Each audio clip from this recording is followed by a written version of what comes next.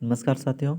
एक बार पुनः स्वागत है आपके अपने YouTube channel mission primary education में। तो साथियों, एक बार पुनः हम लोग चर्चा करेंगे हस्त तीनों हस्तपुस्तिकाओं से संबंधित महत्वपूर्ण प्रश्नों पे, जो ध्यानाकर्षण, आधारशिला और शिक्षण संग्रह पर आधारित है, जो अक्सर हमारे उच्च अधिकारी द्वारा पूछे जाते हैं। तो साथियों, इसका पहला भाग हम लोग देख चुके हैं, तो इसका दूसरा भाग देखते हैं। तो जो पहला प्रश्न है, हिंदी और गणित विषय के आकलन हेतु लक्ष्य एवं संकेतक आधारशिला के किस भाग में है? तो भाग 1 में है। कक्षा 3, 4, 5 में भाषा, गणित एवं परिवेशीय अध्ययन आधारशिला के किस भाग में है? तो भाग 4 में है। ERAC का सिद्धांत किस मॉड्यूल में है? आधारशिला मॉड्यूल में। लर्निंग आउटकम के मूल्यांकन का आधार क्या है? गुणात्मक एवं संख्यात्मक अवलोकन। शिक्षण अधिगम चक्र का सिद्धांत किस मॉड्यूल पर आधारित है? तो यह ध्यानाकर्षण मॉड्यूल में है। तो शिक्षण अधिगम चक्र का सिद्धांत क्या है कि प्रस्तावना, फिर अभ्यास, फिर अवलोकन, फिर नियोजन। और ध्यानाकर्षण और संवर्धन ये आकलन में निहित है। शिक्षण प्रक्रियाओं को दिशा देने तथा शिक्षण में सुधार के दृष्टि से कौन सी श्रेणी विकसित की गई है? तो नेस्टेड लर्निंग आउटकम। अगला प्रश्न है कि बच्चे दैनिक जीवन में 1 से 9 तक की संख्याओं को ठोस वस्तुओं, चित्रों के माध्यम से जोड़ एवं घटा लेते हैं। ये किस श्रेणी के अंतर्गत आता है? तो उप लर्निंग आउटकम के अंतर्गत। बच्चे अपने आसपास की वस्तुओं, पशु पक्षियों के नाम तथा उनके बारे में अपनी भाषा में बताते हैं। किस श्रेणी के लर्निंग आउटकम में आता है? उप लर्निंग आउटकम। सुनना और समझना एवं खुले क्या, क्यों, कैसे प्रश्नों के उत्तर देना किस श्रेणी का लर्निंग आउटकम है? तो केंद्रित लर्निंग आउटकम है। प्रभावी शिक्षक पुस्तक किसने लिखी है? तो प्रोफेसर NK जंगीरा ने लिखी है। महत्वपूर्ण प्रश्न है। प्रभावी शिक्षण की सीढ़ी में वाई का क्या अर्थ है? यू यानी शिक्षक। प्रभावी शिक्षण की कुंजी है शिक्षक।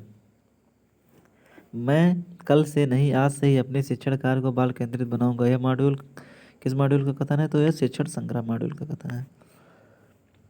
अगला प्रश्न है, पुस्तकालय के संसाधनों का उपयोग किस टैग लाइन के आलोक में किया जाएगा? पढ़े भारत, बढ़े भारत। बच्चों के पढ़ने के कौशल के विकास के लिए NCERT की कौन सी श्रृंखला प्रयोग किया गया? तो बरखा श्रृंखला का। छात्रों की पुस्तकालय समिति में कितने छात्र होंगे? 3 छात्र। पुस्तकालय का जिक्र किस मॉड्यूल में है? तो शिक्षण संग्रह मॉड्यूल में। टीचर्स स्क्वाड का क्या अर्थ है? अनुपस्थित बच्चों को बुलाने हैं तो उनके माता पिता से संपर्क करना मोबाइल के माध्यम से। बाल संसद का जिक्र शिक्षण संग्रह के किस भाग में है? तो भाग 3 में। नेतृत्व शैली कितने प्रकार की होती है? तो 3 प्रकार की, निरंकुश या सत्ताधारी, लोकतांत्रिक और तीसरा स्वतंत्र नेतृत्व वाली। अगला प्रश्न है कि प्रेरणा तालिका को कौन प्रमाणित करेगा? तो संबंधित विद्यालय का प्रधानाध्यापक। गतिविधि कितने प्रकार की होती है? तो 4 प्रकार की। कौन कौन सी? लिखित, मौखिक, TLM आधारित और ITC, जिसकी ट्रेनिंग अभी हम लोग निष्ठा में कर रहे हैं। मिशन प्रेरणा के उपरांत अंतर्गत विभाग द्वारा प्रदान की जाने वाली रीडिंग बुक्स कितनी है? तो 3 बुक है। कौन कौन सी? साहस 1, साहस 2, साहस 3, जो कक्षा 1, 2, 3 के लिए है। लाइब्रेरी खिड़की क्या है? बेसिक शिक्षा विभाग की ई मैगजीन। प्रेरणा तालिका प्रत्येक छात्र के लिए कब भरी जाएगी? त्रैमासिक रूप में। मेरी उड़ान में प्रविष्टियां भेजने की तिथियां क्या है? माह की 1 से 20 तारीख तक। ई पाठशाला की समय सारणी के अनुसार सोमवार को कक्षा 1, 2 को कौन कौन से विषय की सामग्री भेजी व पढ़ाई जाती है? तो कक्षा 1, 2 में हिंदी व गणित। अगला प्रश्न है, मिशन प्रेरणा के अंतर्गत संपूर्ण प्रदेश के प्रेरक प्रदेश बनाने हेतु कितने चरण निर्धारित हैं? तो 6 चरण।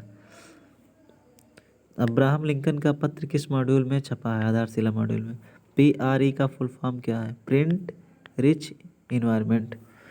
शिक्षण योजना में प्रमुख बिंदु कितने हैं? तो 6 बिंदु हैं।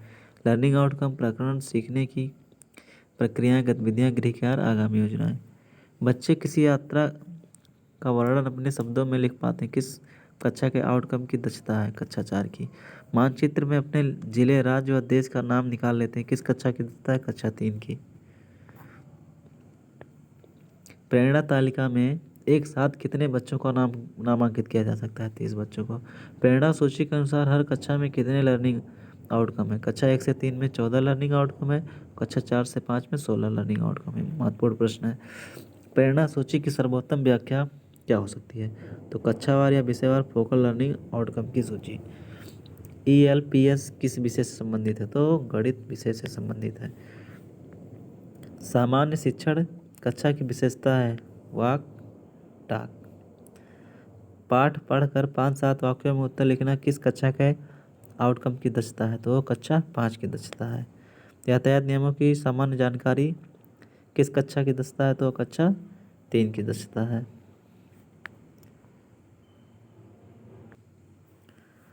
अगला प्रश्न है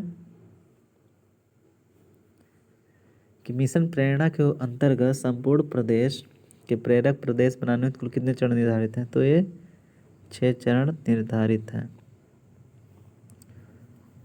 तो साथियों, इस तरह से हम लोगों ने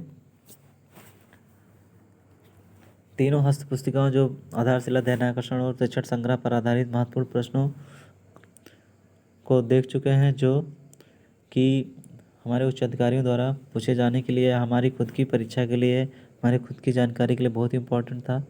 तो साथियों, आई होप आप लोग इस वीडियो को ध्यान से देखे होंगे।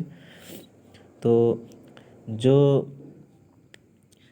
बातें आप ध्यान से नहीं सुन पाए होंगे उसको आप दोबारा वीडियो को पॉज करके पढ़ सकते हैं, देख सकते हैं, सुन सकते हैं। और अगर वीडियो पसंद आया हो ऐसे ही इन्फॉर्मेशन वीडियो के लिए हमारे चैनल को अगर नए हैं तो सब्सक्राइब कीजिए और लाइक करना बिल्कुल ना भूलें। तो जय हिंद, जय भारत।